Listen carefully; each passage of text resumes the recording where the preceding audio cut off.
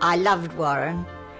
We were kind of suited, if you know. He was a kind American, if you know what I mean. We had to sit by Dad while he played the piano, and I've never seen a man play the piano with his head turned round the wrong way, back to front really, virtually keeping an eye on my sister and I while he played the piano. My mother loved him just like our boys, and Dad thought he was marvellous, and my father was a funny old devil. And these Marines would... Some of them were dancing together. They were throwing themselves around and dancing, and this was jitterbugging. We didn't know anything about it. We'd never been to a dance before, so we didn't even know anything about it.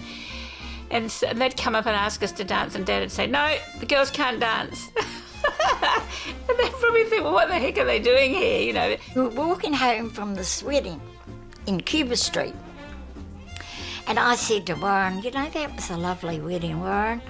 I hope they'll be happy, and I hope nothing happens to him." And he said, "It should have been mine." I said, "Yours?" He said, "Ours, Dopey, ours." I said, "Are you proposing to me or not?" And he said, "Yes, I am." And that's how he said, "And I've got a ring, so you better say yes." And as we were leaving, this big, tall, thin, sick-looking guy asked if he could see me again. Dad said, "No.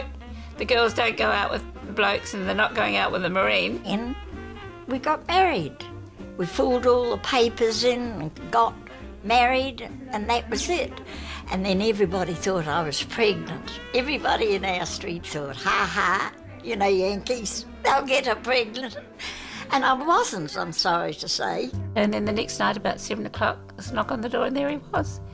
And pockets full of sweets and gum and cigarettes for anyone that smoked, and he came in, and we were absolutely transfixed. We sat on the floor. I think I say in my book, no American ever had such unadulterated adoration and attention from 5 girls and a mum and dad who were absolutely overwhelmed by this handsome young guy. And I said, "I think I'm pregnant." He said, "I get up and tell everybody." I said, No, don't tell anybody," I said.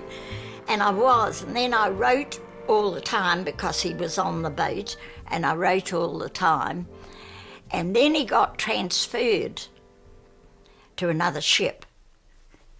And that's when evidently... You know, I went from being a naive girl to being dated by a 22-year-old Marine who was seen a bit old, you know, because I was only just coming up to 18, and but it was nothing, and it was a lovely, lovely way for me to start growing up. I couldn't believe it took a lot, and I wasn't very good. I didn't act and behave nicely and take the news nicely. I cried and screamed and went on like a silly old chook. I'm afraid I wasn't very good at all.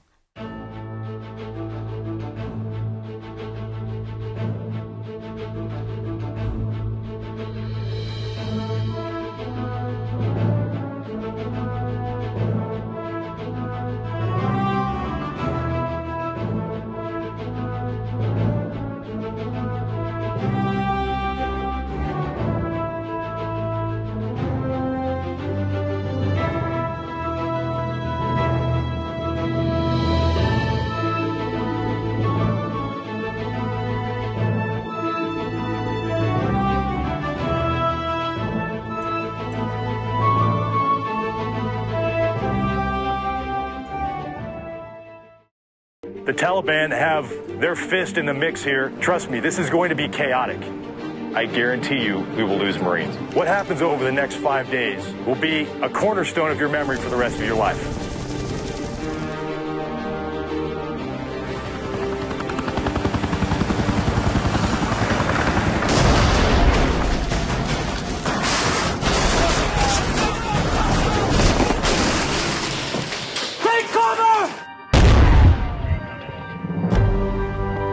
I've been told by Afghans, I don't mind Marines, I don't mind Taliban, I just want everyone to leave me alone. The key to winning is to let the people understand that you're here for them. It'll be big when I get home, can't wait.